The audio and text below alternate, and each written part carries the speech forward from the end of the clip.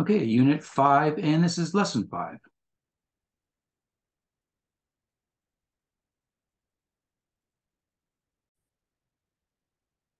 Hey guys, welcome back to Unit 5, Managing Family Resources, Lesson 5, Families as Consumers.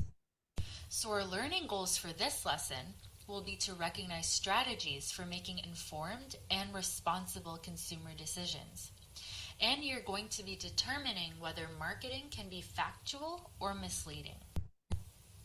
So you as a consumer, consumers are somebody who purchases goods and services that have been produced by others.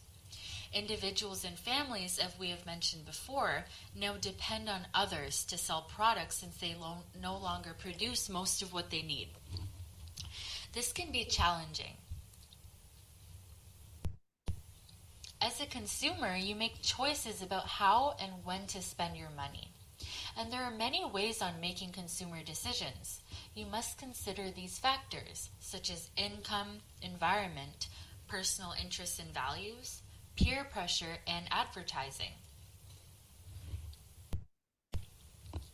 Income is the amount of money that you have to spend.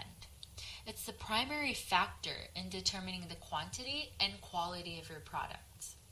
Can you make do with the shoes you already have? Do you need a different pair for each activity you do? And your choice would be influenced by the amount of money that you had to spend. It is crucial to keep a savings account strictly for saving. Always remain one step ahead. Your environment also reflects your decisions as a consumer. So where you live has an impact on your consumer purchases in several ways. For example, if you live in a cold climate, you may want to buy clothing to keep yourself warm and dry.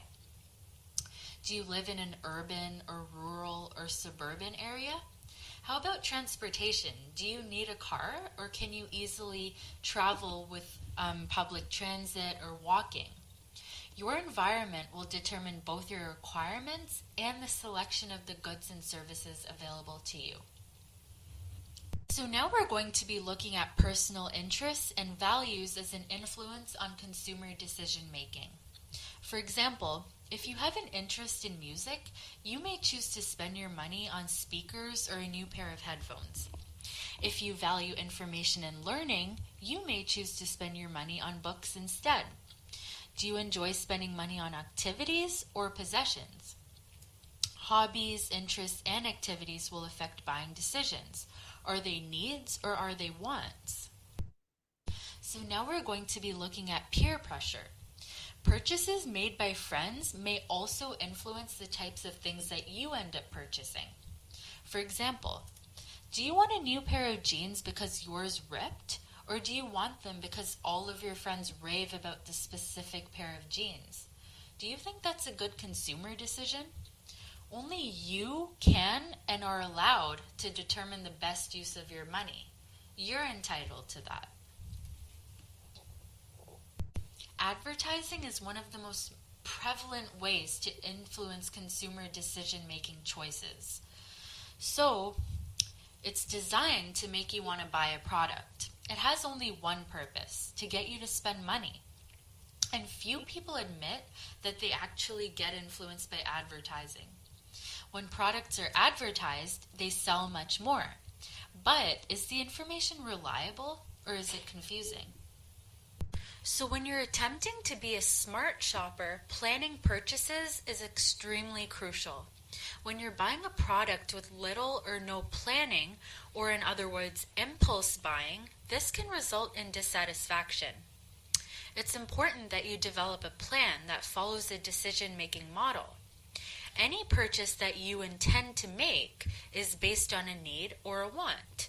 And the first step in planning is to determine if you need or want the product. What exactly are your priorities? And then you're going to be making a list of factors to consider when making an actual decision to purchase. So you must always formulate a research question. You must always ask yourself questions to make sure that the purchase will meet your standards.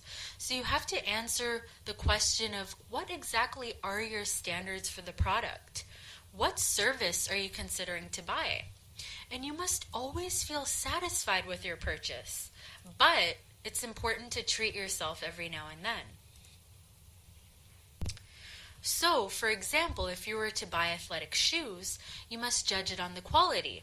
How do I judge which pair of shoes is the best quality? You must assess its performance. Will these shoes help me become a better athlete? You have to assess its convenience. Is this complicated lacing system really necessary? Should I get Velcro instead? You must assess the durability. So how long will they last? And the safety must be taken into consideration.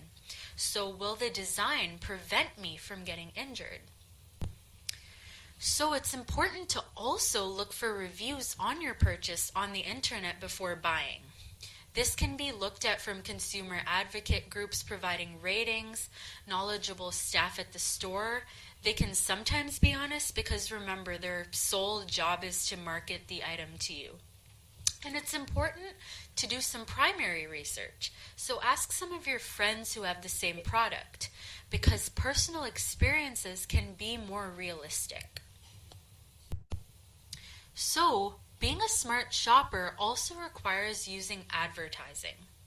So, the millions of dollars that are spent by companies each year on advertising are factored in the price that you pay for the product. And you need to make sure that you get your money's worth. Some advertising can be informative, but some appeals to your psychological needs. And their strategies frequently encourage customers to engage in impulse, which basically appeals to your emotions, so you feel the need to buy it right away. So even if you are buying something that you want to meet your psychological needs, you still want value for the money because your personal values and the things that you did to get that money have to be valued as well. And experts in advertising want you to feel safe, belonging to the in crowd, being attractive to others, having good taste, having higher status, being intelligent, etc., etc. So before you buy, you must deal with reputable companies. So this can be with mail, telephones, online shopping. And take advantage of sales, but always compare prices. Use unit pricing in supermarkets to compare the real cost of items in different package sizes. And what about high pressure sales tactics?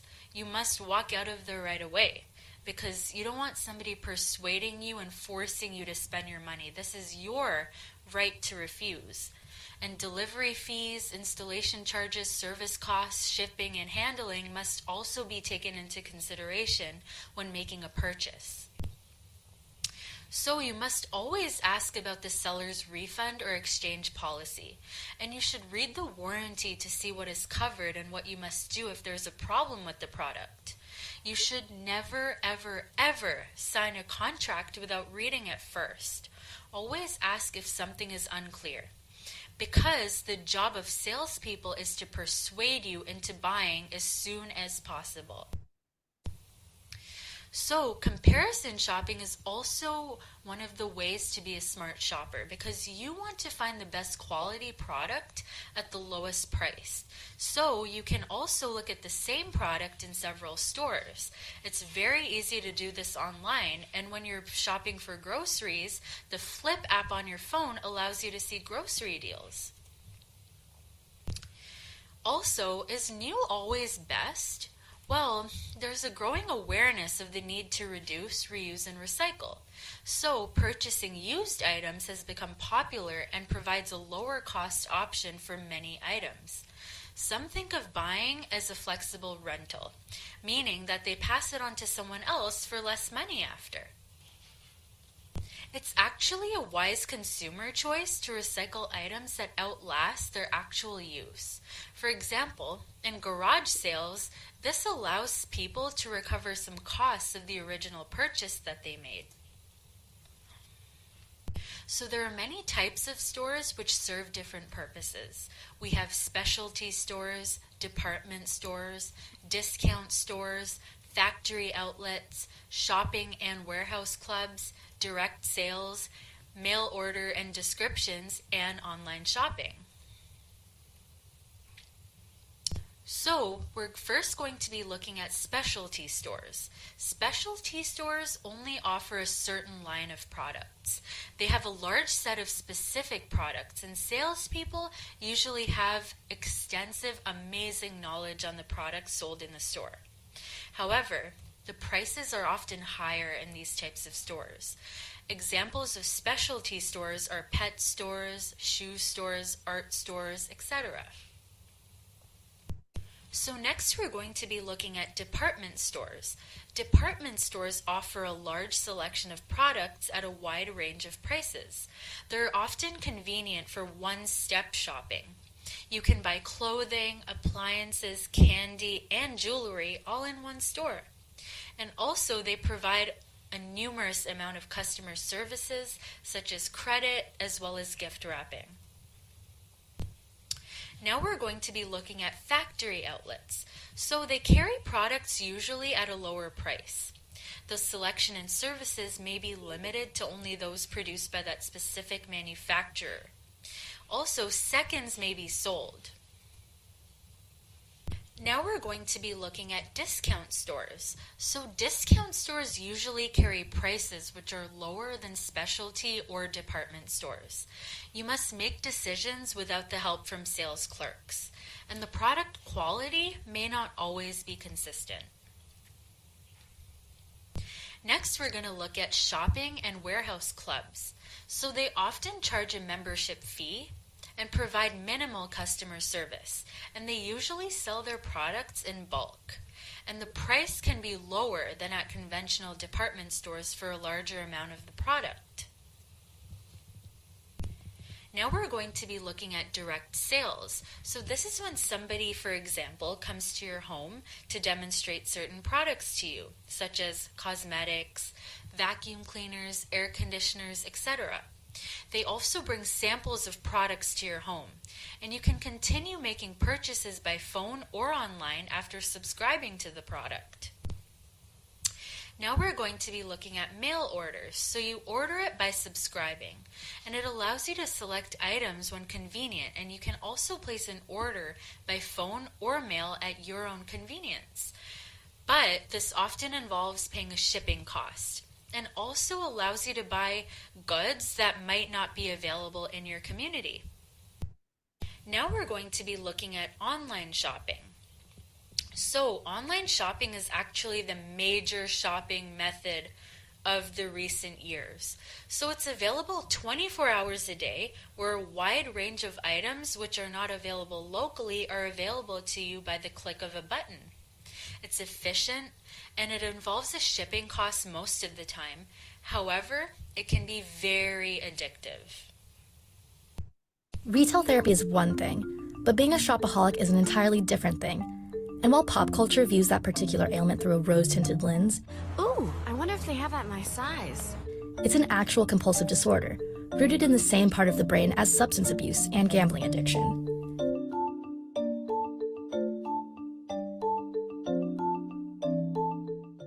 Researchers link the pleasure most people experience from shopping to dopamine. When you set out to buy something new, your brain anticipates a reward from that shiny purchase, so it starts firing dopamine in the so-called reward center of your brain, which makes you feel great. The primitive biological point of this was to encourage human ancestors to explore. Mother Nature's way of rewarding the brave soul who saw a pineapple and said, "I bet I could eat that." Of course, chasing that good feeling has its limits. Most people don't have unlimited physical or financial resources to buy, eat, or drink everything they want. This is where self-control comes into play for an average person. And self-control is a relatively new instinct, which may explain why so many people struggle with resisting a delicious dessert. Desire comes from the more primitive reptilian part of our brains. Self-control is prefrontal cortex. It's more the newer part of our brain where we engage in control. So the desire will come up for everybody from that more emotional part of the brain. The rational part, the logic center, our self-control, tries to control that. When humans desire something, specifically when shopping, the brain ends up using a lot of energy to curb that desire, essentially depleting self-control. And once self-control is depleted, that's when most people tend to exhibit impulsive behaviors, like grabbing 15 sample-sized products from Sephora's checkout line, despite only going in there for a mascara.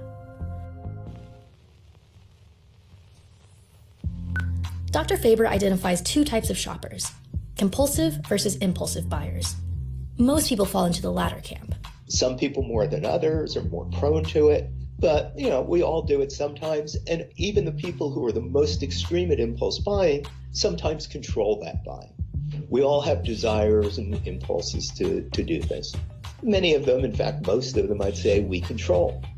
That self-control, we view it as a resource. It's kind of like a muscle.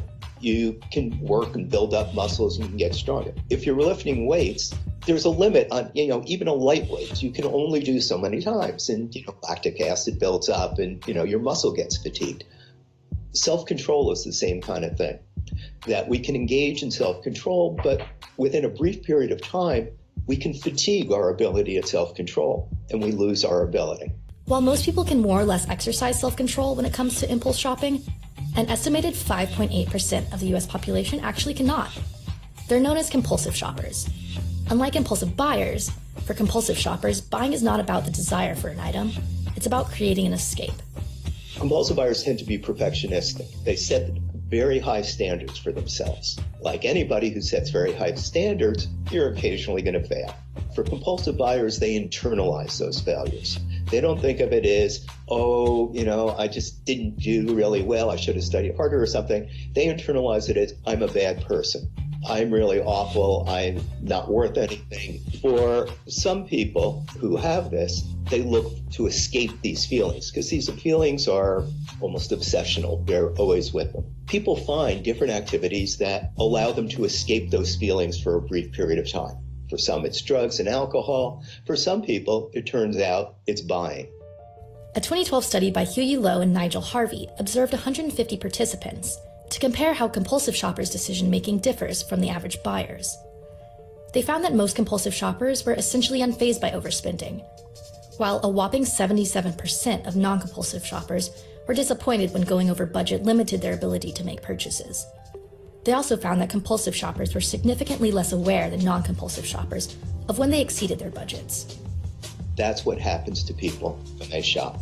They are in the zone, they are blocked. They'll talk about feelings, textures, smells, sounds of the shopping environment. Most compulsive buyers we talk to don't like going shopping with other people because it breaks that.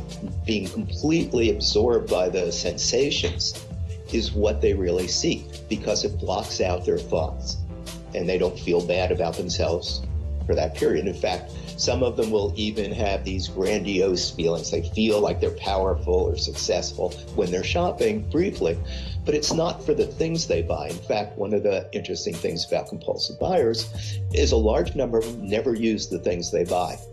They end up still in the bag they bought them in. They'll still have the tags hanging on them.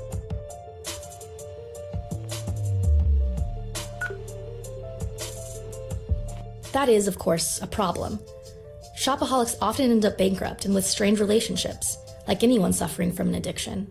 Combating compulsive shopping is a huge task that demands a cultural shift in how we view addictive behavior. Society's views of addiction tend to follow a similar pattern. An alcoholic used to be the lovable town drunk or the drunk uncle. A prescription drug addict used to be the esoteric hippie spinster down the block.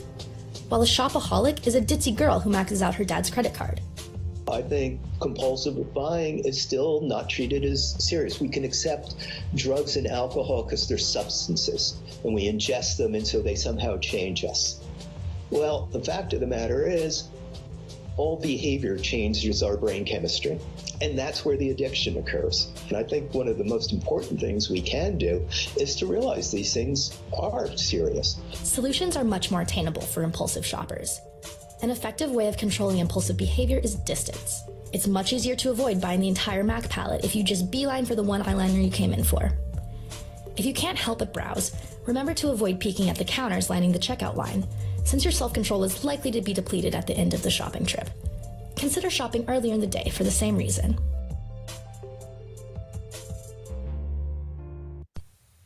So what exactly are your rights and responsibilities as a consumer? As with any relationship that you enter in your life, the one of the buyer and the seller is a give and take relationship. It entails both the rights and the responsibilities for both parties. And it's important to know your consumer rights and what you can expect when interacting in the marketplace. It is extremely crucial to always know your rights and responsibilities. So first we're going to be looking at consumer rights. You have the right to safety with the purchase of any product or service.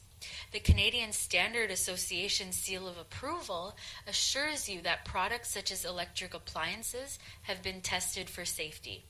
And all products must be safe when used as they are designed to be used. So always read the instructions and the manuals. Also, you have the right to complain if you are not satisfied with a product or service you have purchased. However, it is extremely crucial that you do your homework and you read the return/exchange policy. You also have the right to have complete and accurate information about any product or service that you purchase. With this, you can make a wise and informed decision.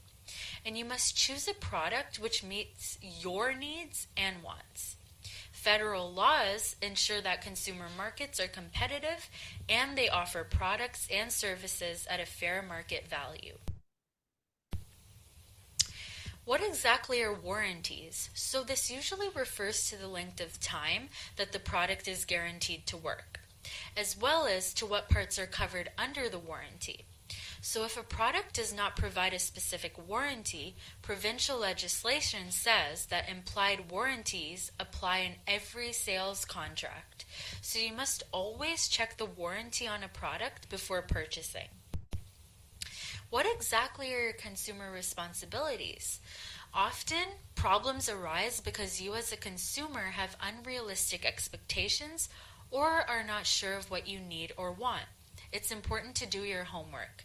Make sure that what you are buying is really what you need or want. Usually, products bought on impulse are not up to the buyer's expectations. And by researching the quality and reading reviews, you can make sound decisions. And you must act honestly with consideration for others. Do not open packages when shopping. Ask to see samples on floor models. This usually helps the retailer to avoid lost parts and damage to merchandise. It's important to be careful to not soil clothing when you try it on. Don't shoplift or abuse the store's return policy, and do not take advantage of the customer is always right. When you steal, the store prices rise. Remember that. Also, using products safely to the best of your ability is an example of a consumer responsibility. You must read the manuals included within the product. It's important in the case of electric appliances because you can keep yourself informed of recalls in grocery stores as well.